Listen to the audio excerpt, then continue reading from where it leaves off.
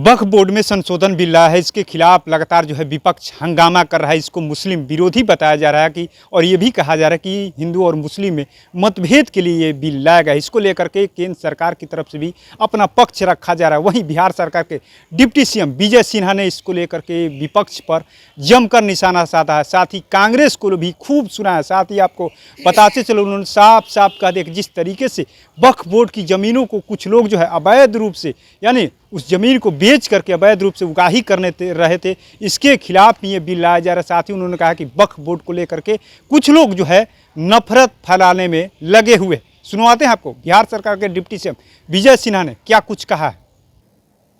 देखिए, देश के माननीय प्रधानमंत्री नरेंद्र मोदी जी ने यह कानून देश के अंदर जमीनी विवाद, अराजकता का माहौल पैदा करने वाले और वक्फ बोर्ड की जमीन को दूसरे के हाथों में बेचकर अरबों रुपया कमाने वाले, पूरी तरह से कानून से बाहर निकल करके ये लोग अराजकता का माहौल बना रहे थे। आज माननीय प्रधानमंत्री जी के द्वारा इसे कानूनी अमली जामा पहनाया जा रहा है और लोगों के बीच में न्याय की प्रक्रिया के साथ जोड़ा जा रहा है, जिससे सभी को लाभ होगा। लेकिन कुछ इसके नाजायज संपत्ति पर कहीं न कहीं कब्जा कर करके लाभान्वित होने वाले मानसिकता के लोग माहौल को नकारात्मक बनाकर ये अराजकता फैलाकर देश को कमजोर करना चाहते हैं। और राष्ट्र हित में यह कानून बेहतर है, समाज के हित में, राष्ट्र के हित में है।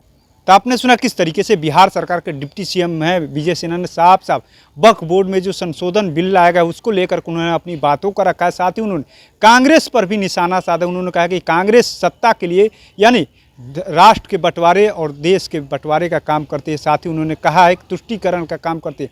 साथ ही उन्होंने वक्फ बोर्ड की ज़मीन को लेकर के कहा कि ये बिल लाया जा रहा है। जिस तरीके से कुछ लोग जो है वक्फ बोर्ड की ज़मीन को अवैध रूप से, यानी उस ज़मीन से अवैध रूप से उगाही करने में लगे हुए थे, उसको रोकने के लिए लाया गया है। और विपक्ष इस पर सिर्फ नफरत फैला रही, अफवाह फैलाने में जुटी हुई। तो ऐसे ही तमाम अपडेट से जुड़े रहने के लिए इनसाइडर लाइव देखते रहे।